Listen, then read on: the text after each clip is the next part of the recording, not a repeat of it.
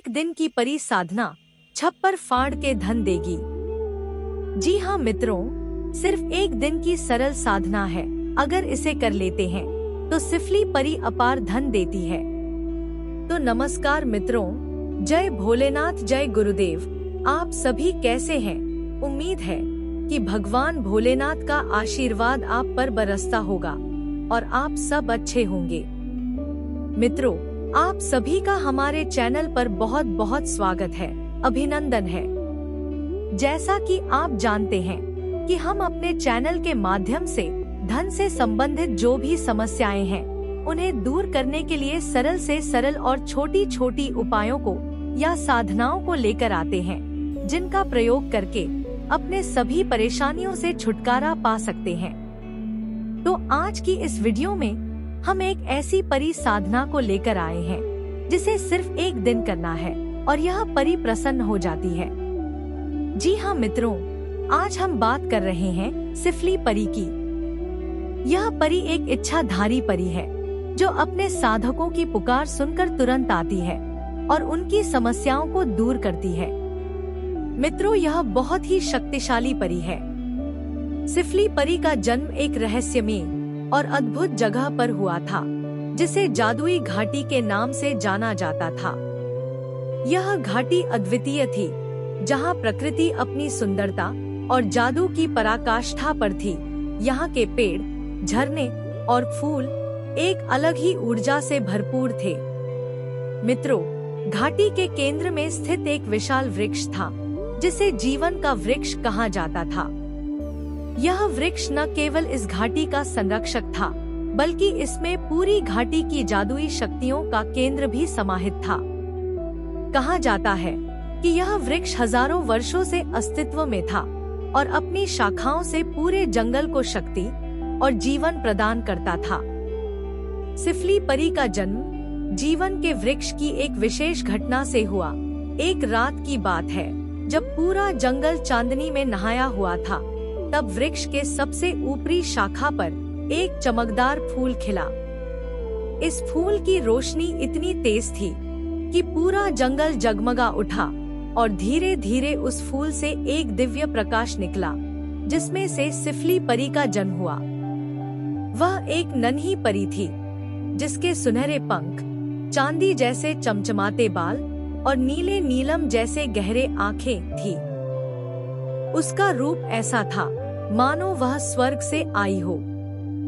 घाटी के सभी प्राणियों ने इसे एक दिव्य चमत्कार माना और महसूस किया कि सिफली परी का जन्म घाटी की रक्षा और उसे नया जीवन देने के लिए हुआ है। मित्रों, सिफली को जन्म से ही कई जादुई शक्तियां प्राप्त थी। वह प्रकृति के हर तत्व से जुड़ी हुई थी। वह फूलों को खिलने का आदेश दे सकती थी, पत्तियों को हवा में नृत्य करने के लिए प्रेरित कर सकती थी और यहाँ तक कि झरनों की धाराओं के प्रवाह को वह अपनी इच्छा से बदल सकती थी। लेकिन उसकी सबसे अनोखी शक्ति यह थी कि वह हर जीवित प्राणी के दिल में शांति और खुशियां भर सकती थी। घाटी के सभी निवासियों, पक्षियों, जानवरों और अन्य परियों ने उसे तुरंत ही अपनी संरक्षक के रूप में मान लिया। लेकिन सिफली के जन्म के साथ एक पुरानी भविष्यवाणी भी जागृत हो गई। भविष्यवाणी में कहा गया था कि जब जीवन का वृक्ष एक नई परी को जन्म देगा तो उसकी शक्ति न केवल घाटी तक सीमित रहेगी, बल्कि पूरे संसार में बदलाव लाने का कारण बनेगी। साथ ही यह भी कहा गया था कि सिफली के जन्म से एक काली शक्ति जागृत होगी जो घाटी और उसके जादू को नष्ट करने की कोशिश करेगी। वह शक्ति अंधकार का राजा कहलाता था, जो वर्षों से जीवन के वृक्ष की शक्ति को हासिल करने की प्रतीक्षा कर रहा था। मित्रों, सिफली का बचपन अद्भुत लेकिन चुनौतियों से भरा रहा। उसने जादुई घाटी में अपने मित्रों, पक्षियों और अन्य परियों के साथ खेलते और अपनी शक्तियों को समझते हुए समय बिताया। लेकिन धीरे धीरे उसे अपनी जिम्मेदारियों का एहसास होने लगा। वह समझ गई कि उसकी शक्तियां केवल खेलने के लिए नहीं, बल्कि घाटी और उसकी जादुई ऊर्जा को सुरक्षित रखने के लिए हैं। एक दिन जब सिफली अपनी दोस्त एक नन्हे हरे तोते के साथ खेल रही थी, उसने घाटी के दूरस्थ कोने में एक अजीब सी अंधेरी परछाई देखी। यह परछाई अंधकार के राजा की थी, जिसने घाटी में प्रवेश करने का प्रयास किया था। तब सिफली को एहसास हुआ कि वह समय आ चुका है जब उसे अपनी शक्तियों का उपयोग करके इस बुरी ताकत का सामना करना होगा। मित्रों, अंधकार के राजा के खिलाफ लड़ाई आसान नहीं थी, क्योंकि वह बेहद शक्तिशाली और धूर्त था। उसने सिफली और उसकी घाटी के निवासियों को डराने और कमजोर करने की हर संभव कोशिश की, लेकिन सिफली ने कभी हार नहीं मानी। उसने अपनी शक्तियों और अपने दोस्तों की मदद से कई योजनाएं बनाई। एक दिन उसने जीवन के वृक्ष की जड़ों के पास छुपे हुए एक रहस्यमयी क्रिस्टल का पता लगाया, जिसमें घाटी की सभी जादुई शक्तियां संग्रहित थी। सिफली ने अपनी ऊर्जा और साहस से उस क्रिस्टल को सक्रिय किया और अंधकार के राजा के साथ निर्णायक लड़ाई लड़ी। इस लड़ाई में सिफली ने न केवल अपने जादू का उपयोग किया, बल्कि अपनी बुद्धिमानी और दया से भी काम लिया। उसने अंधकार के राजा को यह समझाने में सफलता प्राप्त की कि उसकी शक्ति केवल विनाश लाती है, जबकि सिफली की शक्ति जीवन और खुशी का प्रतीक है। अंततः अंधकार का राजा परास्त हुआ और उसने सिफली के सामने आत्मसमर्पण कर दिया। उसने अपनी बुरी योजनाओं से तौबा की और वादा किया कि वह कभी घाटी को नुकसान नहीं पहुंचाएगा। मित्रों, सिफली ने उसे क्षमा कर दिया, जिससे उसकी दया और साहस की मिसाल और भी बढ़ गई। सिफली की इस विजय के बाद जादुई घाटी और भी सुंदर और शक्तिशाली हो गई। सिफली ने न केवल घाटी को बचाया, बल्कि यह भी साबित किया कि सच्चाई, दया और साहस के साथ किसी भी चुनौती का सामना किया जा सकता है। मित्रों, सिफली परी की कृपा न केवल जादुई घाटी तक सीमित रही, बल्कि वह इंसानों की मदद करने के लिए भी प्रसिद्ध हो गई। जादुई घाटी के बाहर बसे हुए इंसानों की दुनिया में भी कई परेशानियां थी, जहां लोग दुख, भय और अंधकार में डूबे हुए थे। इंसानों की दुर्दशा देखकर सिफली ने यह तय किया कि वह अपनी शक्तियों का उपयोग केवल अपनी घाटी के लिए नहीं, बल्कि उन इंसानों के लिए भी करेगी जो जरूरतमंद और असहाय हैं। उसने अपने सुनहरे पंख फैलाए और पहली बार घाटी के बाहर की दुनिया में कदम रखा, जहां इंसानों की दुनिया उसके लिए नई थी। यहाँ के पेड़ सूखे हुए थे, नदियाँ दूषित थीं और आसमान पर धुआं छाया हुआ था। लेकिन सबसे बड़ी समस्या यह थी कि लोग अपने दिलों में आशा खो चुके थे। मित्रों, सिफली ने अपने पहले प्रयास में एक छोटे से गांव की मदद की, जहां लोग भयंकर सूखे के कारण भोजन और पानी के लिए तरस रहे थे। उसने अपनी जादुई शक्तियों से सूखी हुई धरती पर फूलों और फसलों को फिर से उगाना शुरू किया। उसके जादुई स्पर्श से न केवल पानी के स्रोत बहाल हो गए, बल्कि आसमान में बादल छा गए और बारिश होने लगी, जिसे लोग चमत्कार मानकर खुशी से झूम उठे। सिफली ने उन्हें यह सिखाया कि प्रकृति से प्रेम करना और उसकी देखभाल करना कितना महत्वपूर्ण है। उसने पेड़ लगाने का महत्व समझाया और बताया कि जल को कैसे बचाया जाए। इसके बाद सिफली ने एक शहर का रुख किया, जहां लोग आपसी द्वेष और नफरत में उलझे हुए थे। उसने अपने दिल की शक्ति का उपयोग करते हुए एक ऐसा अद्भुत जादू किया कि लोगों के दिलों में स्नेह और समझदारी भर दी।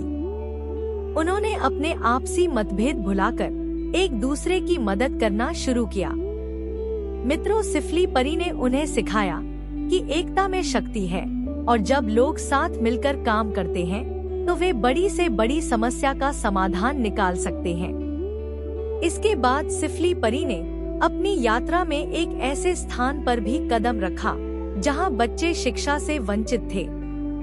उसने जादुई पाठशाला बनाई, जहां बच्चे बिना किसी डर के पढ़ाई कर सकें। उसने अपने जादुई पंखों से ऐसी किताबें बनाई जो बच्चों को पढ़ाई के साथ साथ नैतिकता और दया का पाठ भी पढ़ाती थी। उसकी पाठशाला में बच्चे न केवल ज्ञान प्राप्त करते थे, बल्कि अपने भीतर आत्मविश्वास और खुशी भी महसूस करते थे।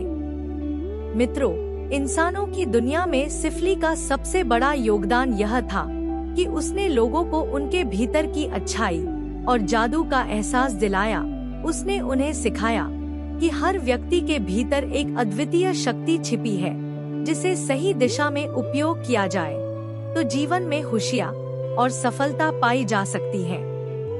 उसने यह भी बताया कि प्रकृति और इंसानों का रिश्ता बेहद खास है और इसे बनाए रखना सभी की जिम्मेदारी है। सिफली ने अपनी मदद से न केवल लोगों की समस्याएं हल की, बल्कि उनके जीवन में आशा, खुशी और प्रेम का भी संचार किया और यह विश्वास दिलाया कि जिसके अंदर दया, प्रेम और भक्ति होगी और वह अपने मुसीबतों की घड़ी में श्रद्धा मन से उसे याद करेगा, उसे पुकारेगा, तो यह हमेशा उसके पास हाजिर होगी और उसकी समस्याओं को दूर करेगी। तो मित्रों, अगर आप भी सिफली परी को प्रसन्न करना चाहते हैं, इसका आशीर्वाद पाना चाहते हैं, तो आज हम बहुत ही सरल साधना के बारे में बताने जा रहे हैं, जिसे हमारे सभी मित्र बड़े ही आसानी से कर सकते हैं।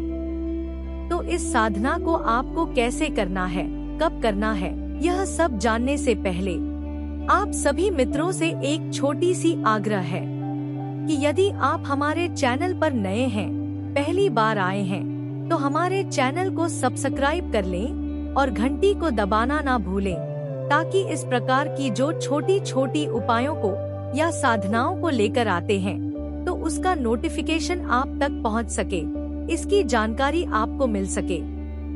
तो मित्रों, सिफली परी को प्रसन्न करने की साधना रहस्यमयी और आकर्षक तांत्रिक प्रक्रियाओं में से एक है, जो आस्था और अध्यात्म का अनूठा संगम प्रस्तुत करती है।